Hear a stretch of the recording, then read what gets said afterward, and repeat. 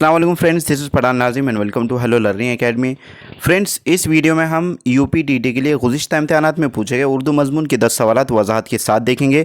जैसा कि आप सब जानते हैं कि आपका एग्ज़ाम शेड्यूल आ चुका है और आपका इम्तिहान 2, 3, 4 जुलाई को कंडक्ट किया जाएगा। इसी बात को मद्देनज़र रखते हुए हेलो लर्निंग एकेडमी पर न्यू बैच लॉन्च की गई है, जिसमें आपको डेली लाइव लेक्चर्स मिलेंगे, कंप्लीट PDF नोट्स आपको दिए जाएंगे, 2000+ MCQs एंड PYQs प्रैक्टिस के लिए आपको दिए जाएंगे, टेस्ट सीरीज़ भी दी जाएंगी। जैसा आपका एग्जाम होता है उसी तरीके से आपको टेस्ट सीरीज़ मिलेंगी, प्रीवियस ईयर क्वेश्चन पेपर और तमाम तर चीज़ें आपको अवेलेबल किए जाएंगे। तो फ्रेंड्स, एक पेपर के लिए फ़ीस 999 हमने रखा है और अगर आप दोनों पेपर ज्वाइन करते हो तो 1299 इसकी फ़ीस है।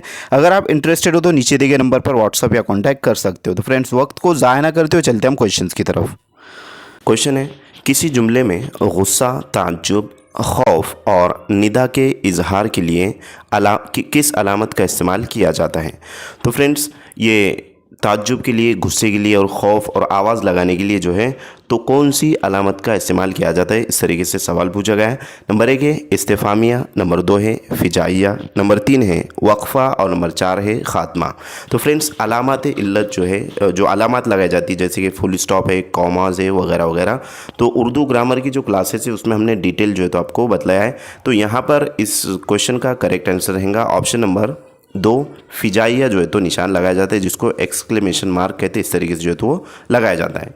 नेक्स्ट क्वेश्चन की तरफ बढ़ते हैं। अगला सवाल है कि माकूल, सही, फ़िक्र और फ़न दर्जवाला में न इस साबिक़े का इस्तेमाल करने से कौन सा लफ्ज़ बामायनी लफ्ज़ बनता है। तो फ्रेंड्स, साबिक़ा और लाहिका ये ग्रामर का पार्ट है और तकरीबन उर्दू में 22 से 25 क्वेश्चन जो होते हैं वो उर्दू ग्रामर पर ही पूछे जाते हैं। तो फ्रेंड्स, आपका अगर ग्रामर अच्छे से रहेगा तो आप बआसानी 25+ यहाँ तक के 30 नंबर भी लेकर, 30 में से 30 लेकर आ सकते हो।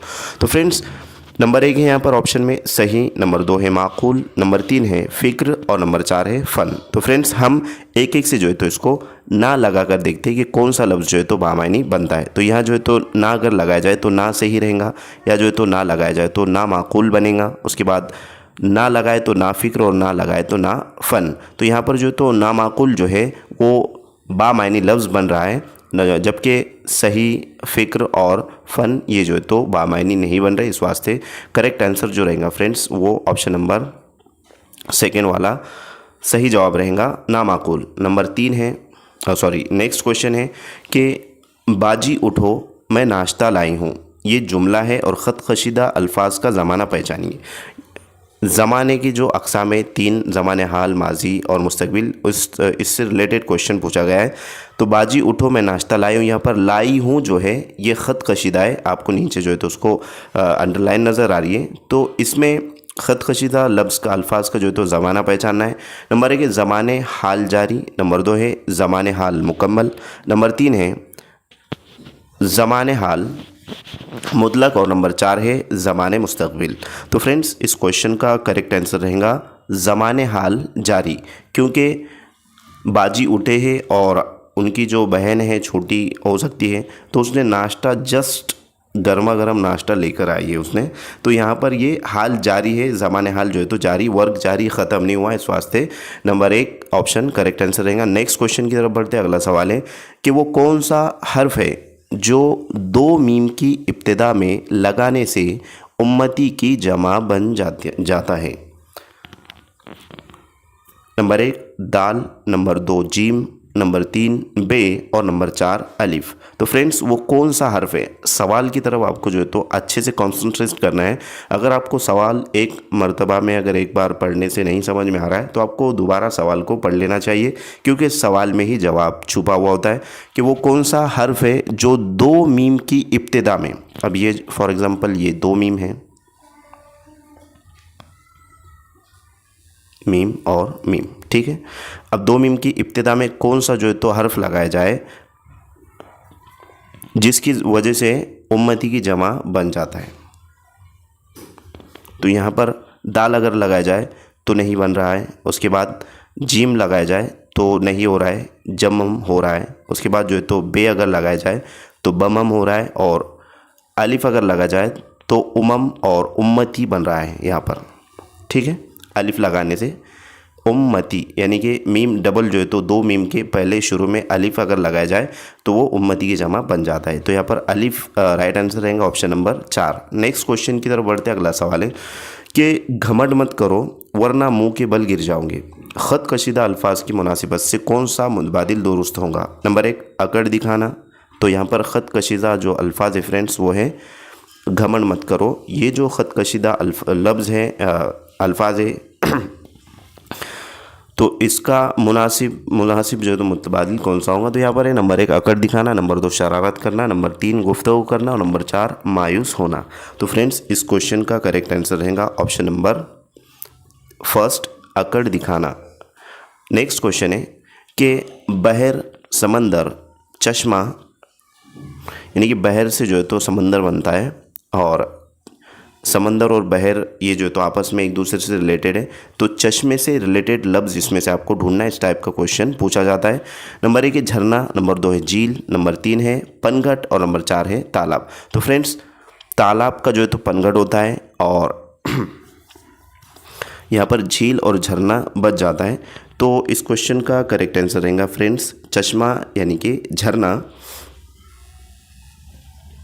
Option number first correct answer रहेगा।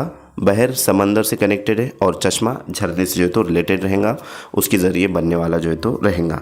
उसके बाद है नेक्स्ट क्वेश्चन, नीचे दिए गए अल्फाज में से मूसा का सही तलफ़ुज़ क्या है? मूसा जो है उसका सही तलफ़ुज़ क्या है? नंबर 1 है मूसा, नंबर 2 है मूस, नंबर 3 है मूसी और नंबर 4 है मूसे। तो फ्रेंड्स इस क्वेश्चन का करेक्ट आंसर रहेगा ऑप्शन नंबर फर्स्ट मूसा। तलफ़ुज़ यानी कि प्रोनाउंसिएशन पूछा गया है तो यहाँ पर मूसा का जो है तो तलफ़ुज़ इस तरीके से रहेगा, लेकिन उसकी तहरीरी शक्ल जो है फ्रेंड्स वो इस तरीके से जो है तो उसको लिखा जाता है तहरीर में और तलफ़ुज़ में जो है तो उसको मूसा पढ़ा जाता है। नेक्स्ट क्वेश्चन है कि मेरा और तेरा इनमें क्या मुश्तरक है? मेरा और तेरा इनमें जो है तो मुश्तरक क्या है, फ़र्क क्या है? तो फ्रेंड्स नंबर 1 है दोनों ज़मीर शख्सी हैं, नंबर 2 है दोनों ज़मीर इजाफ़ी है, नंबर 3 है दोनों ज़मीर इशारा है और नंबर 4 है दोनों ज़मीर मकानी है। मेरा और तेरा इनमें क्या फ़र्क है ये पूछा गया है।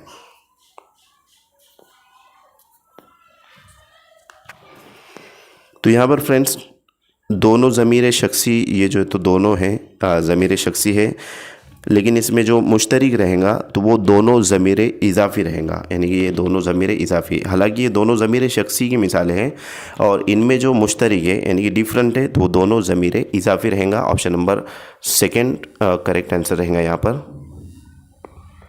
और उसका ऑप्शन नंबर फर्स्ट भी आंसर हो सकता है।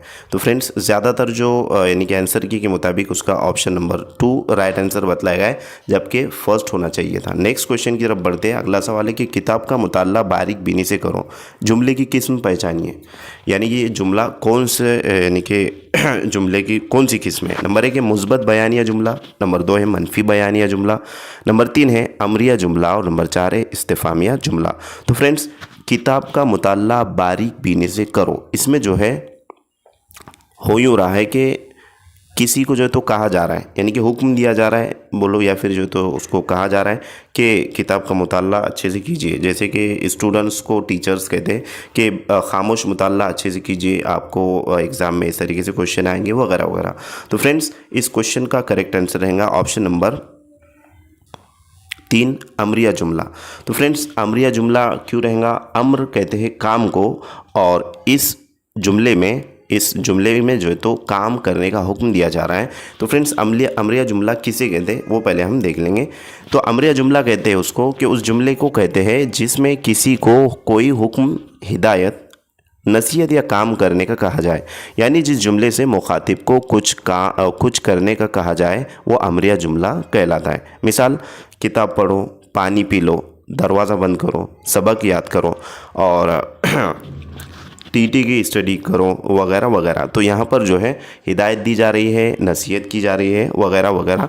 तो इसमें फ्रेंड्स अमरिया जुमले में काम का हुक्म दिया जाता है या फिर जो है तो हिदायत, नसीहत या काम करने को कहा जाता है, उसको अमरिया जुमला कहते हैं। तो इस क्वेश्चन का करेक्ट आंसर है ऑप्शन नंबर 3। नेक्स्ट क्वेश्चन की तरफ बढ़ते अगला सवाल है दर्ज झैल मुतबादिल से बेजान मुअन्नस की शनाख्त कीजिए। मुज़क्कर और मुअन्नस, इस पर भी क्वेश्चन पूछा जाता है। अल्फाज ज़िद और हम मायने अल्फाज, इस पर भी जो तो क्वेश्चन पूछे जाते हैं। तो फ्रेंड्स, सबसे पहले यहाँ पर है ऑप्शन नंबर 1 घोड़ा, नंबर 2 है लड़का, नंबर 3 है ज़मीन और नंबर 4 है पानी। तो फ्रेंड्स, बेजान मुअन्नस से मुताल्लिक पूछा गया है। तो यहाँ पर घोड़ा और लड़का ये जानदार हैं, ज़मीन और पानी बेजान है, लेकिन इसमें मुअन्नस की शनाख्त करना है। तो इस तरीके से आपको ऑप्शन की तरफ आप जा सकते हो। जैसे कि ये जानदार है और यहाँ पर जो होती है दोनों बेजान है, तो अब इसमें मुअन्नस की शनाख्त किस तरीके से की जाएंगी? पानी और ज़मीन, बेजान मुअन्नस, तो ज़मीन जो है तो बेजान मुअन्नस है। ऑप्शन नंबर 3 करेक्ट आंसर रहेगा, जबकि पानी जो है तो बेजान मुअन्नस नहीं रहेगा, पानी जो है तो मुज़क्कर में आएगा। खैर, तो फ्रेंड्स, आज हमने इस सेशन में 10 क्वेश्चन देखे। अगर आपको वीडियो अच्छी लगी तो वीडियो को एक लाइक ज़रूर करें और अपने फ्रेंड सर्कल में इस वीडियो को ज़्यादा से ज़्यादा शेयर कीजिए। और अगर आप चैनल पर नए हैं तो चैनल को सब्सक्राइब ज़रूर करें, बेल आइकन को प्रेस करें ताकि आने वाली वीडियो की नोटिफिकेशन आप तक पहुंचे, और इस वीडियो को अपने फ्रेंड सर्कल में ज़्यादा से ज़्यादा शेयर कीजिए। Thank you for watching my video. Thank you very much Indeed for your cooperation and have a nice day.